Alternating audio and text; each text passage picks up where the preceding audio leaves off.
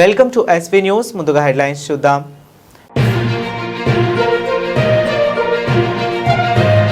మోదీ సుదీర్ఘ మీటింగ్. పశ్చిమాసియా సంక్షోభం వల్ల ప్రజలకు ఇబ్బందులు రాకూడదని ప్రధాని దిశానిర్దేశం.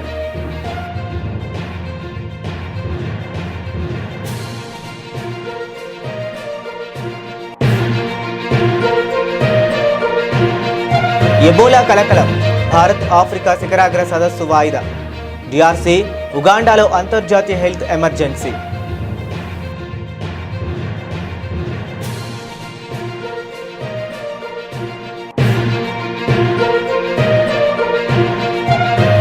హైవేపై సీసీటీవీ కళ్ళు. పాకిస్తాన్కు సైనిక రహస్యాల చేరవేత. ఒక నెట్వర్క్ బండారాన్ని బయటపెట్టిన పోలీసులు.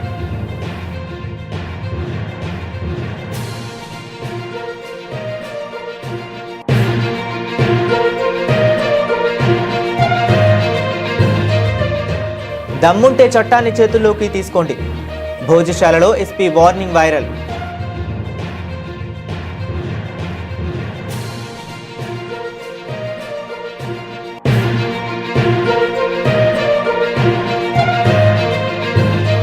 త్వరలో ప్రభాత భేరీ సామాజిక చైతన్య కార్యక్రమం. పర్యాటక క్రియేటర్ల సమావేశంలో మంత్రి జూపల్లి.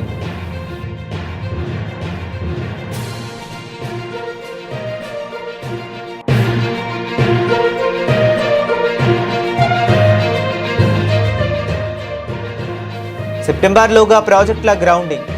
మంత్రుల కమిటీ అధికారులకు సీఎం చంద్రబాబు దిశానిర్దేశం.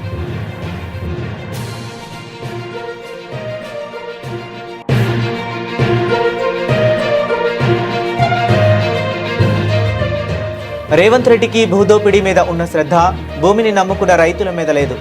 మాజీ మంత్రి కేటీఆర్ ధ్వజం.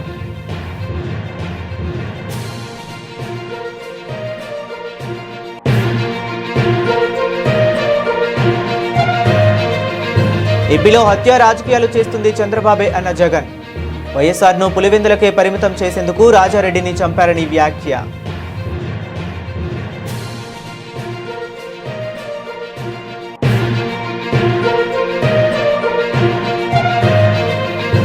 ప్రపంచంలోనే అత్యంత వేగంగా 7% వృద్ధి రేటుతో దూసుకుపోతున్న దేశం భారతదేశం. బీజేపీ రాష్ట్ర ఉపాధ్యక్షులు బూరా నర్సయ్య గౌడ్ వెల్లడి.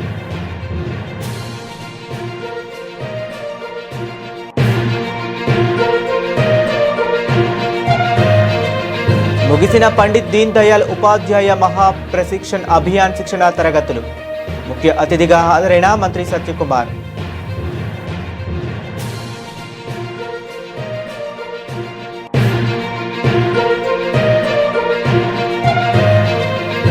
వి హనుమంతరావును ప్రభుత్వ సలహాదారుగా బీసీ సంక్షేమ శాఖకు నియమించడం శుభ పరిణామం. విహెచ్సిని కలిసి శుభాకాంక్షలు తెలిపిన బండారు దత్తాత్రేయ.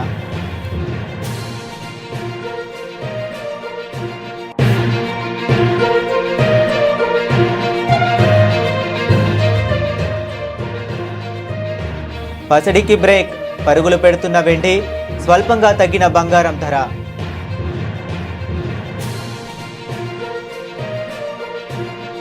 ఇక డీటెయిల్స్ చూస్తే, వికసిత్ భారత్ 2047 కేవలం ఒక నినాదం కాదని ప్రధాని మోదీ తెలిపారు. దీన్ని ఒక బాధ్యతగా, బలమైన నిశ్చయంగా భావించాలని మంత్రులకు దిశానిర్దేశం చేశారు. ప్రధాని నరేంద్ర మోదీ గురువారం కేంద్ర మంత్రి మండలితో సుదీర్ఘంగా సమావేశమయ్యారు.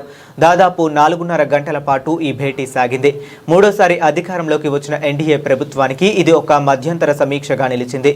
పశ్చిమాసియా సంక్షోభం, ప్రధాని 5 దేశాల పర్యటన, ఇంధన పొదుపుపై పటిష్ట చర్యల నేపథ్యంలో ఈ భేటీకి ప్రాధాన్యం ఏర్పడింది.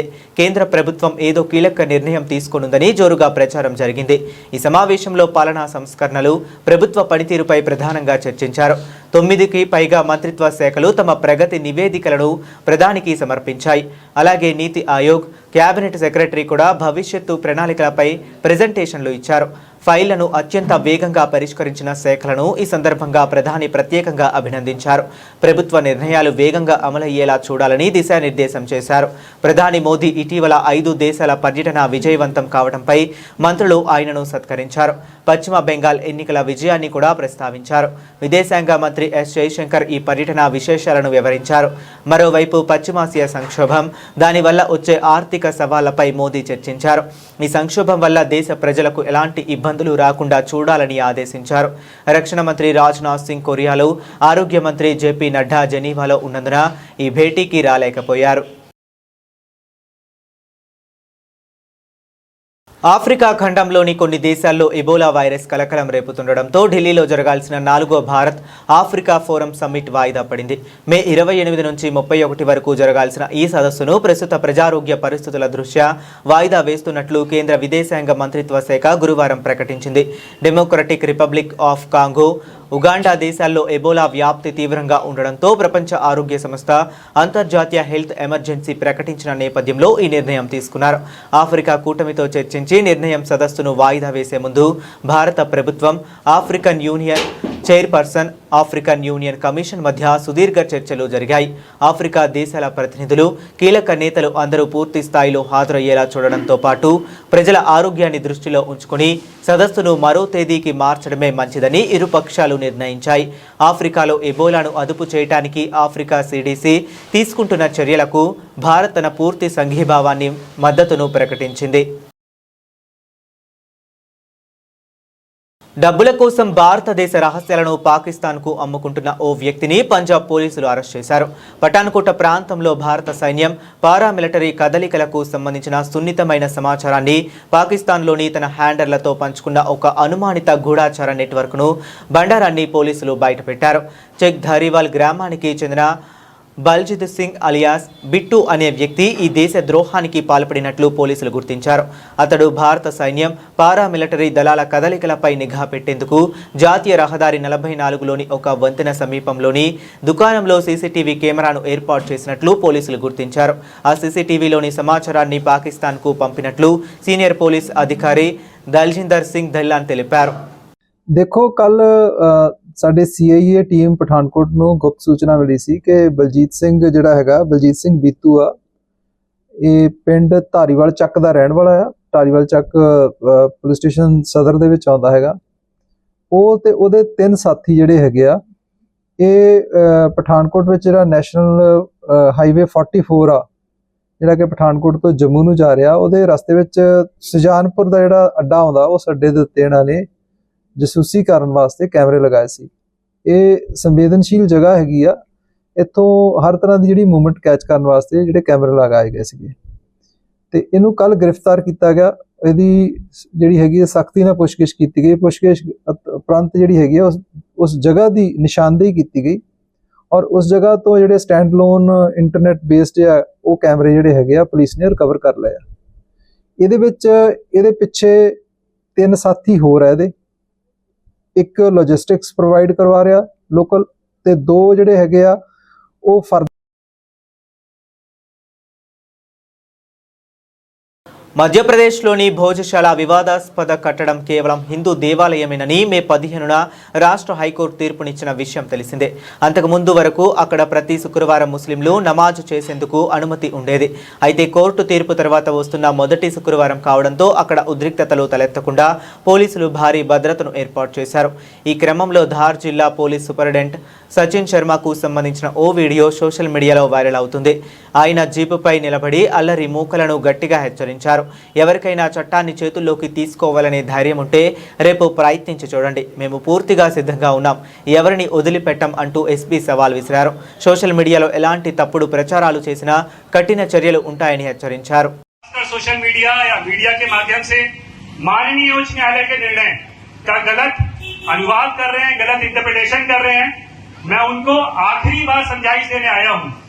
अब तक का समय उनका था, अब तक मतलब गुरुवार की शाम का जो ये समय है वो उन तक का था। अब जो है वो कानून का पालन होगा, विधि का शासन होगा। जिसकी हिम्मत है, जिसको लगता है वो ऐसा कर सकता है, वो कल प्रयास कर ले। हम उसके लिए पूरी तरीके से तैयार हैं और कल वो मान के चले, उसके ऊपर जो उसने अब तक नहीं सोचा होगा वो कार्रवाई होगी। धन्यवाद। भारत माता की పర్యాటక రంగం రాష్ట్ర ఆర్థిక అభివృద్ధి, ఉపాధి, తెలంగాణ బ్రాండ్ ఇమేజ్ పెంచేందుకు ఉపయోగపడే శక్తివంతమైన సాధనమని మంత్రి జూపల్లి కృష్ణారావు తెలిపారు.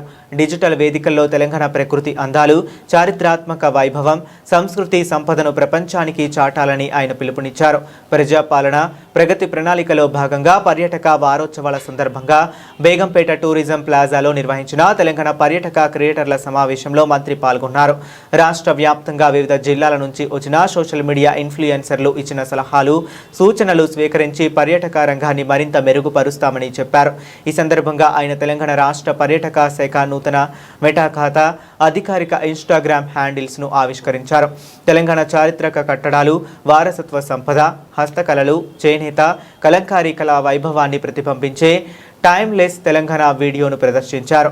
సోషల్ మీడియా ఇన్ఫ్లుయెన్సర్లు కేవలం పర్యాటక ప్రమోషన్స్కే పరిమితం కాకుండా సామాజిక బాధ్యతతో వ్యవహరించాలని మంత్రి సూచించారు.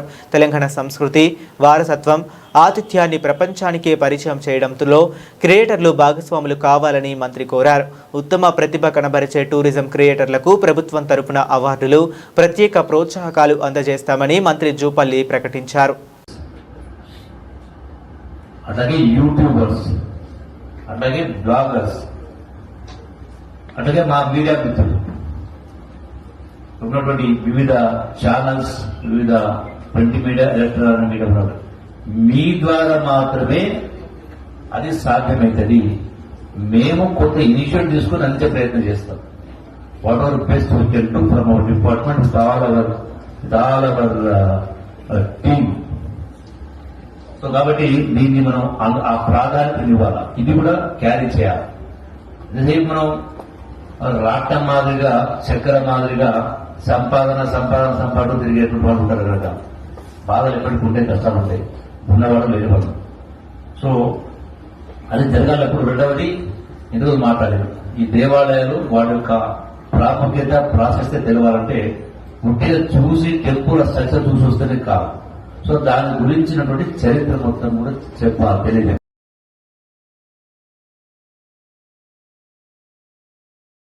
రాష్ట్రంలో ఆమోదం పొందిన ప్రాజెక్టులను ఈ ఏడాది సెప్టెంబర్లోగా గ్రౌండింగ్ చేయాలని సీఎం చంద్రబాబు ఆదేశించారు. 2028 డిసెంబర్ నాటికి ఆయా సంస్థల కార్యాలయాలను ప్రారంభించాల్సిందేనని స్పష్టం చేశారు. విశాఖ భాగస్వామ్య సదస్సులో కుదుర్చుకున్న ఒప్పందాలు, ఎస్ఐపిబి ఆమోదించిన ప్రాజెక్టులపై మంత్రుల కమిటీతో సీఎం గురువారం సమీక్షించారు. ఎంఓయూల స్థితిగతులపై ఆరా తీశారు. ఈ ఒప్పందాలపై మంత్రి లోకేష్ ప్రెజెంటేషన్ ఇచ్చారు. మంత్రుల కమిటీ తీసుకున్న చర్యలను వివరించారు. రాబోయే 23 నెలల్లో 756 ప్రాజెక్టుల ద్వారా 21,64,756 కోట్ల పెట్టుబడితో 21,20,567 మందికి ఉద్యోగాలు కల్పిస్తున్నామని లోకేష్ వెల్లడించారు. దీనికి సంబంధించిన వివరాలను త్వరలో వెబ్సైట్లో ఉంచుతామని ప్రకటించారు. పెట్టుబడుల సాధనలోనూ, ప్రైవేటు రంగంలో పరిశ్రమలను ఆకట్టుకోవటంలోనూ ఏపీ పేరు మారుమోగుతుందని లోకేష్ తెలిపారు. ప్రాజెక్టుల గ్రౌండింగ్, అనుమతుల వివరాలు, ఉద్యోగ కల్పనపై సింగిల్ పోర్టులో డాష్ బోర్డును ఏర్పాటు చేయాలని సీఎం చంద్రబాబు సూచించారు. కాంగ్రెస్ ప్రభుత్వానికి భూముల దోపిడీ మీద ఉన్న శ్రద్ధ దేశానికి అన్నం పెట్టే రైతులపై లేదని బీఆర్ఎస్ వర్కింగ్ ప్రెసిడెంట్ కేటీఆర్ ఆగ్రహం వ్యక్తం చేశారు. శుక్రవారం ఆయన తెలంగాణ భవన్లో మీడియా సమావేశంలో మాట్లాడారు. మొన్నటికి మొన్న రాజ్యసభ సభ్యుడు వేం నరేందర్ రెడ్డి భూభారతి ద్వారా కే సముద్రంలో అసైన్డ్ పట్టాలు ఆక్రమించాడని ఆరోపించారు. శంషాబాద్లో ముఖ్యమంత్రి రేవంత్ రెడ్డి అనుచరులు 90 ఎకరాల సీలింగ్ భూమిని తహసీల్దార్, కలెక్టర్ స్థాయిలో ఉత్తర్వులు ఇచ్చి వేల కోట్ల భూమిని దోపిడీ ఎలా చేశారో ఏసీబీ దాడిలో దొరికారు. అయినా కూడా ఇలాంటి వాటిపై రేవంత్ రెడ్డి దృష్టి పెట్టడని విమర్శించారు. ధాన్యం కొనుగోళ్లు చేపట్టక రైతులు పిట్టలా రాలిపోతున్నా ప్రభుత్వానికి పట్టడం లేదని ఆవేదన వ్యక్తం చేశారు. సీఎం ధాన్యం కొనుగోళ్లపై చేపట్టిన సమీక్ష తీవ్ర నిరాశకు గురి చేసిందన్నారు. డబ్బు సంచుల మీద ఉన్న శ్రద్ధ ధాన్యం సంచుల సేకరణలో లేదని మండిపడ్డారు. మీరు భూముల మీద పెట్టే శ్రద్ధ, భూ దోపిడీ మీద పెట్టే శ్రద్ధ, భూహారతి ఏదైతే తెచ్చారో ఆ భూహారతి ద్వారా స్వాహా చేస్తున్న కార్యక్రమం వేం నరేందర్ రెడ్డి గారు నిన్నగాక మొన్న మా సోదరుడు మన్నే క్రిషాంక్ బయటపెట్టినాడు.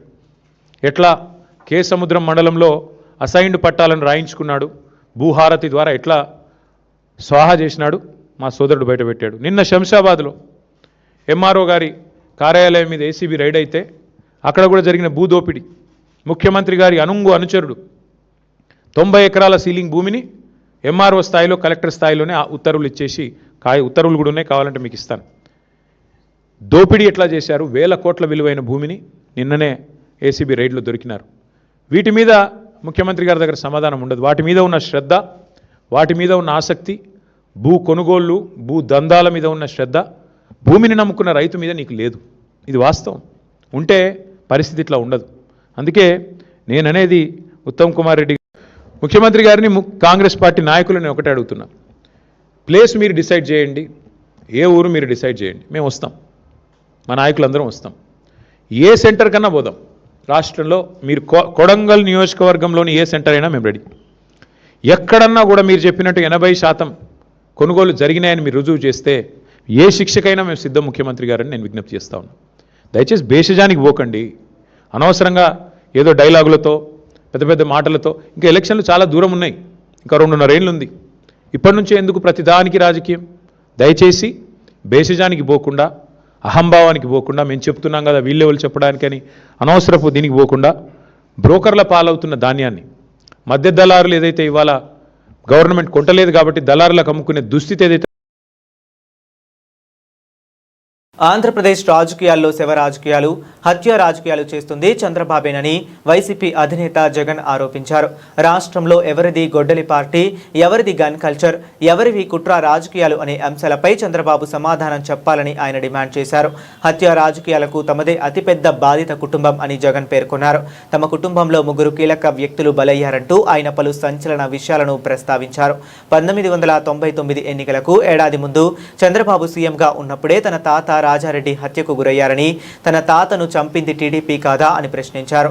అసెంబ్లీలో నువ్వు సభకు ఎలా వస్తావో చూస్తామని వైఎస్ రాజశేఖర రెడ్డిని ఉద్దేశించి చంద్రబాబు అన్న క్లిప్పింగ్లు ఇప్పటికీ ఉన్నాయని, ఆ మాట అన్న 4 రోజులకే వైఎస్ఆర్ ప్రమాదంలో చనిపోయారని జగన్ గుర్తు చేశారు. వైఎస్ వివేకానందరెడ్డి హత్య కేసులో తానే చంపానని టీవీ లైవ్ షోలలో ఒప్పుకున్న దస్తగిరి అనే వ్యక్తి ఇవాళ పోలీసుల అండతో స్వేచ్ఛగా తిరుగుతున్నాడని, చంద్రబాబుకు దస్తగిరికి ఒకే లాయర్ వాదిస్తున్నారని, దీని వెనుక ఎవరి క్రిమినల్ బ్రెయిన్ ఉందో ప్రజలు ఆలోచించాలన్నారు. అసలు చంద్రబాబు నాయుడు గారిని అసలు అయ్యా చంద్రబాబు అసలు ఎవరిదయ్యా గొడ్డలి పార్టీ అని చంద్రబాబుని సీరియస్గా క్వశ్చన్ చేస్తా ఉన్నా. ఎవరిదయ్యా గొడ్డలి పార్టీ, ఎవరిదయ్యా గన్ కల్చర్, ఎవరిదయ్యా హత్యా రాజకీయాలు, ఎవరిది హత్యా రాజకీయాల సంస్కృతి అని అడుగుతా ఉన్నా. ఇదే చంద్రబాబు నాయుడు గారిని సూటిగా, మా కుటుంబంలో ముగ్గురు, మా తాతగారు, మా నాన్నగారు, మా చిన్నాన్నగారు, 3 బలైపోయారు. మేం బాధితులం. కానీ మాపైనే వీళ్ళు తప్పుడు రాజకీయాలు చంద్రబాబు నాయుడు గారు చేయిస్తారు. మా తాతగారు రాజారెడ్డి గారిని చంపింది ఎవరని అడుగుతా ఉన్నా చంద్రబాబు నాయుడు గారిని. టీడీపీ వాళ్ళు కాదా? ఈ ఘటన చంద్రబాబు ముఖ్యమంత్రిగా ఉన్నప్పుడు కాదా జరిగింది అని అడుగుతా ఉన్నా. 1999 అసెంబ్లీ ఎన్నికలకు ఏడాది ముందు 1999 చంద్రబాబు నాయుడు గారు ముఖ్యమంత్రిగా ఉన్నారు. 1999 ఎన్నికలకు ముందు, ఏడాది ముందు చంద్రబాబు నాయుడు గారు ముఖ్యమంత్రిగా ఉన్నప్పుడు మా తాతగారిని రాజారెడ్డి గారిని చంపారు. కేవలం నాన్నగారిని రాజశేఖర రెడ్డి గారిని పులివెందులకి కట్టడి చేయాలి అన్న ఒక్క రాజకీయ కోణంతో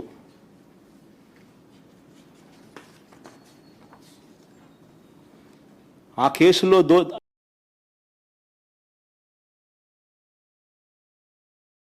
దేశంలో ఆర్థిక సంక్షోభం అంటూ కాంగ్రెస్ నాయకులు రాహుల్ గాంధీ, మల్లికార్జున ఖర్గేలు అపశకున పక్షుల్లాగా మాట్లాడుతున్నారని బీజేపీ రాష్ట్ర ఉపాధ్యక్షులు బూరా నర్సయ్య గౌడ్ అన్నారు. Prevention is better than cure అన్నట్లు ఇరాన్, అమెరికా, రష్యా, ఉక్రెయిన్ యుద్ధాల వల్ల ప్రపంచవ్యాప్తంగా తలెత్తుతున్న పరిణామాలు మనపై పడకుండా గౌరవ ప్రధాని నరేంద్ర మోదీ ఒక పొలిటికల్ డాక్టర్లా ముందు చూపుతో రక్షణ చర్యలు తీసుకుంటుంటే విమర్శలు చేస్తున్నారని ధ్వజమెత్తారు.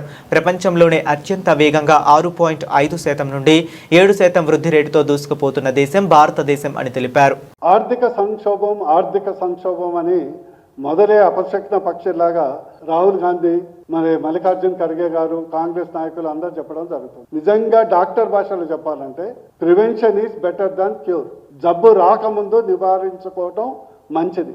మోడీ గారు 7 సూత్రాలు చెప్పినా, కొంత సమయం పాటించమన్నా, గోల్డ్ లాంటిది కొద్దిగా కొనటం కొంత 1 సంవత్సరం వరకు వాయిదా వేసుకోమన్నా, కార్ పూలింగ్ చేసుకోమన్నా, ఎలక్ట్రిక్ వెహికల్స్ వాడుకోమన్నా, కుకింగ్ ఆయిల్ ఒక 10-20% తగ్గించమన్నా, అది దేశం ప్రపంచంలో జరుగుతున్నటువంటి ఇరాను అమెరికా వార్ కానీ, రష్యా యుక్రెయిన్ వార్ వల్ల వచ్చే పరిణామాలు, ఆర్థిక సంక్షోభం, మనం దానికి లోనై నెగటివ్ గ్రోత్గా పోవద్దనే ఉద్దేశంతో మోడీ గారు ఒక పొలిటికల్ డాక్టర్గా ముందు చూపుతోనే కొన్ని సూచనలు చేయడం జరిగింది. ఎక్కడన్నా ఇంటి సామాన్ దొరకట్లేదా, వంట సామాన్ దొరకట్లేదా, పెట్రోల్ దొరకట్లేదా, గ్యాస్ దొరకట్లేదా, డీజిల్ దొరకట్లేదా, కార్లు నడవట్లేదా, జీతాలు రావట్లేదా, ఇన్ఫ్లేషన్ కంట్రోల్ లేదా, ద్రవ్యోల్బణం తక్కువ ఉందా లేదా, ఎందుకు పిచ్చిపాటలు మాట్లాడతారు? నీకు దేశాన్ని కించపరచటము దిగదార్చడం మీ లక్ష్యమా? మనం ఆర్థికంగా అన్ని దేశాల కంటే ఎంత బలోపేతంగా ఉన్నామని. ఈరోజు మన growth rate fastest growing country in the world, 6.5 to 7%. 2 GST, మనం ఫిబ్రవరిలో ఇరాన్ వార్ అయింది, మన ఏప్రిల్లో జిఎస్టీలో కలెక్షన్స్ ఎంత మీరు ఆశ్చర్యపోతారు. 2,43,000 కోట్లతోని జిఎస్టీ మొదలుపెట్టినప్పటి నుంచి హైయెస్ట్ కలెక్షన్ భారతీయ జనతా పార్టీ ఎన్టీఆర్ జిల్లా శాఖ ఆధ్వర్యంలో 2 రోజుల పాటు నిర్వహించిన పండిత్ దీన్ దయాళ్ ఉపాధ్యాయ మహా ప్రశిక్షణ అభియాన్ శిక్షణ తరగతులు విజయవంతంగా ముగిశాయి. ఎన్టీఆర్ జిల్లాలోని బీజేపీ రాష్ట్ర, జిల్లా మరియు మండల స్థాయి నాయకులకు, ప్రజా ప్రతినిధులకు అవగాహన కల్పించేందుకు ఏర్పాటు చేసిన ఈ శిక్షణ తరగతుల 2వ రోజు కార్యక్రమం పెనుగ్రాంచిపోలులో కంటమనేని ఫంక్షన్ హాల్ నందు జరిగింది.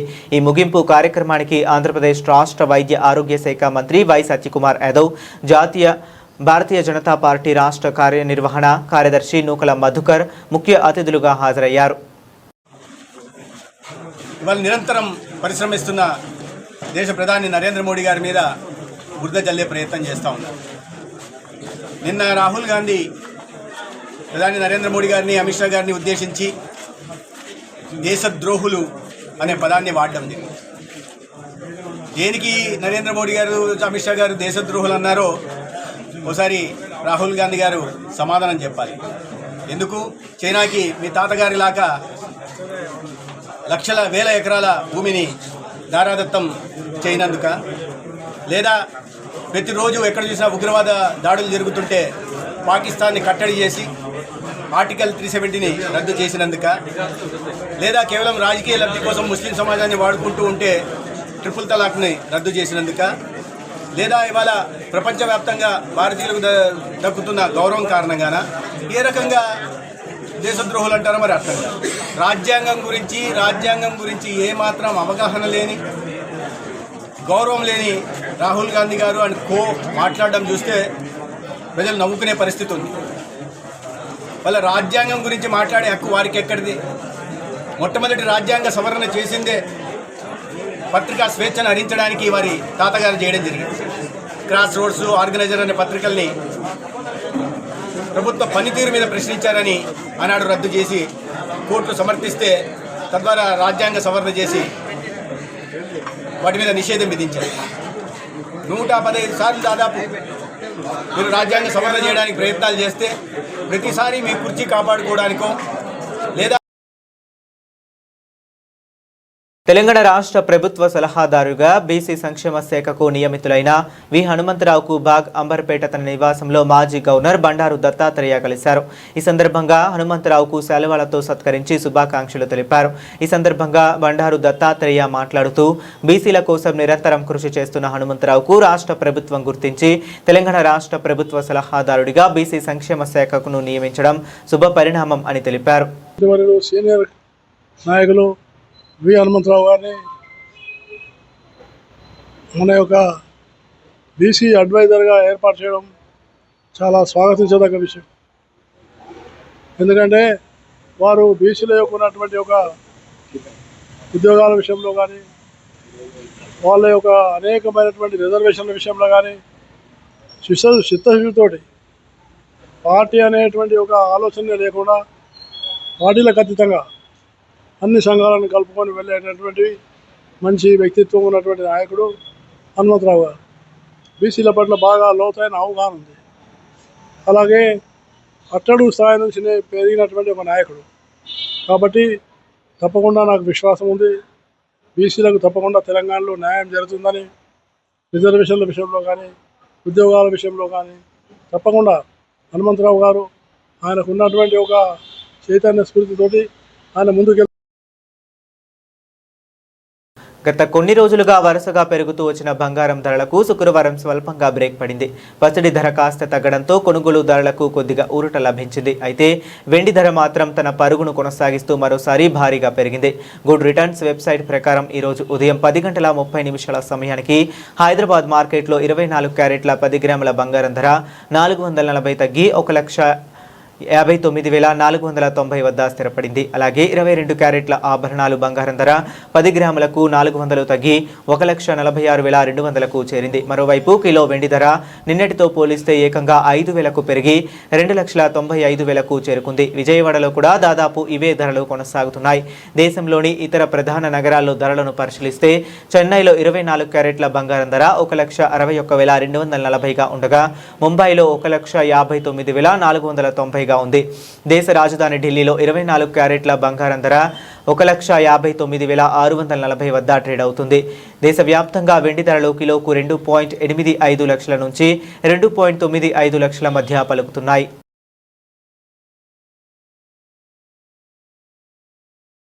బులెటిన్ ముగించే ముందు మరొకసారి హెడ్లైన్స్ చూద్దాం. మోదీ సుదీర్ఘ మీటింగ్.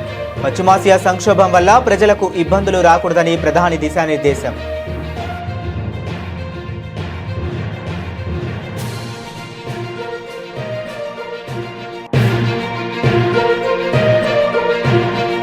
ఎబోలా కలకలం. భారత్ ఆఫ్రికా శిఖరాగ్ర సదస్సు వాయిదా. డిఆర్సీ ఉగాండాలో అంతర్జాతీయ హెల్త్ ఎమర్జెన్సీ.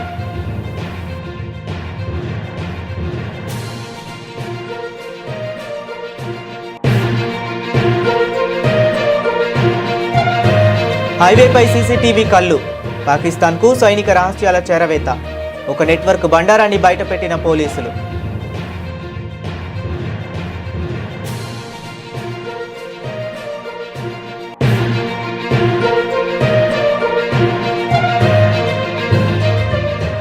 దమ్ముంటే చట్టాన్ని చేతుల్లోకి తీసుకోండి. భోజశాలలో ఎస్పీ వార్నింగ్ వైరల్.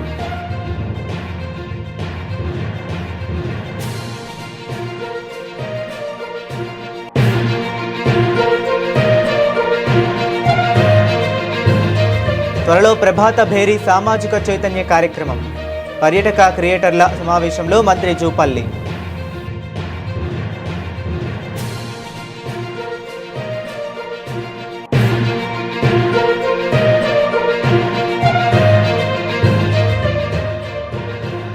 సెప్టెంబర్లోగా ప్రాజెక్టుల గ్రౌండింగ్.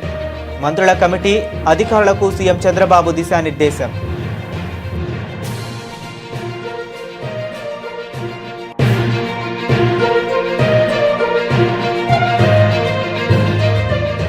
రేవంత్ రెడ్డికి భూదోపిడీ మీద ఉన్న శ్రద్ధ భూమిని నమ్ముకున్న రైతుల మీద లేదు. మాజీ మంత్రి కేటీఆర్ ధ్వజం.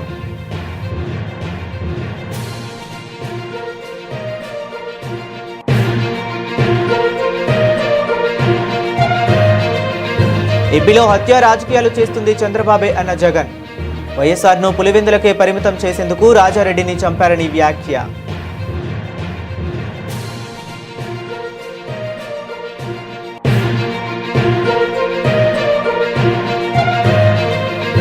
ప్రపంచంలోనే అత్యంత వేగంగా 7% వృద్ధి రేటుతో దూసుకుపోతున్న దేశం భారతదేశం. బీజేపీ రాష్ట్ర ఉపాధ్యక్షులు బూరా నర్సయ్య గౌడ్ వెల్లడి.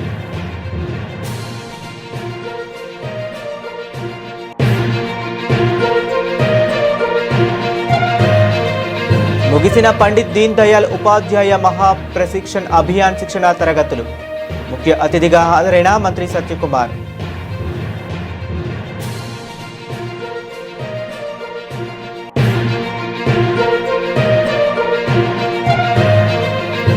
వి హనుమంతరావును ప్రభుత్వ సలహాదారుగా బీసీ సంక్షేమ శాఖకు నియమించడం శుభ పరిణామం. విహెచ్సిని కలిసి శుభాకాంక్షలు తెలిపిన బండారు దత్తాత్రేయ.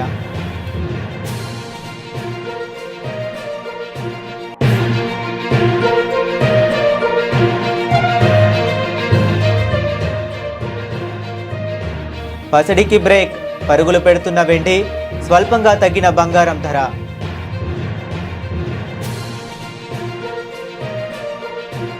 ఇవి ఇప్పటి వరకు ఉన్న అప్డేట్స్. మరిన్ని అప్డేట్స్ కోసం కీప్ వాచింగ్.